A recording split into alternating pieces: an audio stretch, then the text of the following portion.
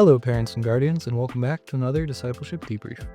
This past Sunday, CBC Youth was continuing in the book of Ecclesiastes, doing one of our topical ones where we jump around a little bit. So we were in chapter 7, chapter 8, and chapter 11, all covering the topic of trusting God and His sovereignty and His control. And so in chapter 7, we see the preacher point out human limitations and God's infiniteness. In chapter 8, we see the preacher point out, yet again, human limitations, specifically in knowledge, and God's infiniteness. And then in chapter 11, again, we see the preacher point out human limitations and God's infiniteness. And so we walked through that as why we trust God and how we trust God. And we saw from each of those chapters that we are not in control of things, and God is, and we do not know all things, and God does. We are not sovereign, but God is, and we are not omniscient, but God is.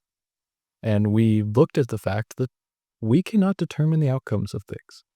We cannot determine whether things will be successful or not. The preacher points that out in chapter 11. We cannot control whether good things or bad things will happen. The preacher points that out in chapter 7. The preacher specifically says in chapter 7 that if God determines to make something crooked, can anyone make it straight? Pointing out the difference of control between us and God, and the fact that we have no control over this world, right? We are not ultimately the one in control.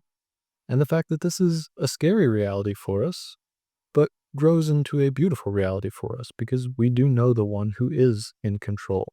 And the one who is in control has made promises to us and has shown us love and care and has promised that we are his people. And so we should be encouraged by the fact that we're not in control because we don't want to be in control. We want God to be in control. And then that second reality that we don't know everything. I mean, this is a very practical reality. The preacher says in chapter 8 that men, even wise men, cannot know the things of God.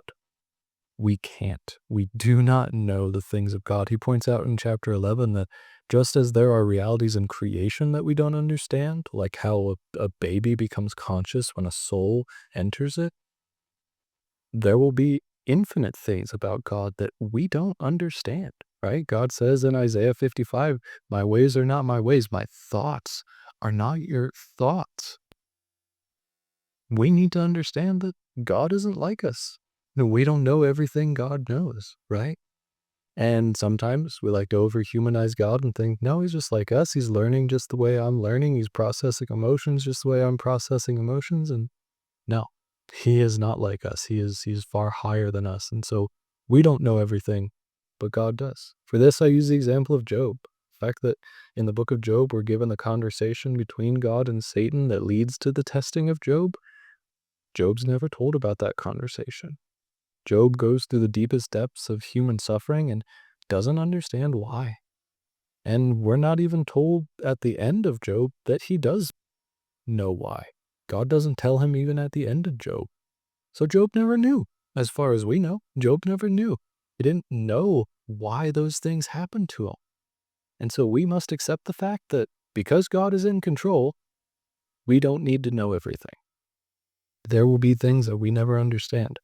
Practical things, like exactly how life works, and infinite things, like why certain things happen or what God's plans truly are. We may never know. And we have to accept that. That's a human limitation, and that's part of trusting God. And we talked about some practical things, because again, the preacher as a writer is very interesting, where he will give the theology behind something and the practicality behind something all in one motion, all in one movement. And so we saw some practical ways that we show our trust in God. Both of them being, or the first being, that we show our trust in God by accepting everything from his hand, enjoying him through the ups and through the downs. Because of chapter 7, the preacher points out that prosperity is from God's hand and adversity is from God's hand. So to trust God through prosperity, we need to trust God through adversity as well. It's not like God is only in control of the good times in our lives and then someone else takes over when things are bad, and then God takes over again when things get good again. God is always in control. God is always the one shepherding our lives, stewarding our lives. So we need to trust him in light of that. We need to accept the fact that These are all things from his hands. God is in control at all times. I can trust him through the good times and the bad times, right?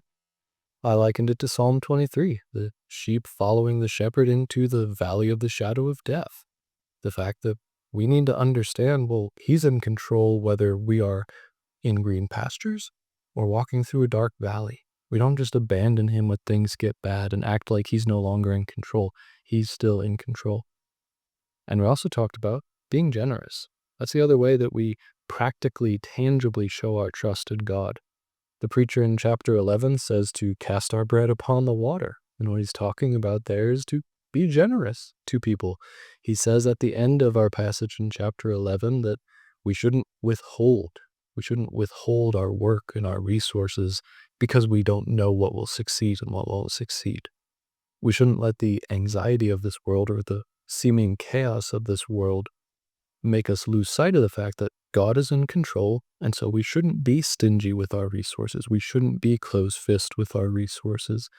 We should be willing to be generous in light of the fact that it's all from God's hand. He's in control, and so I can be generous. I don't have to feel like I'm losing something because it's him who gave it to me.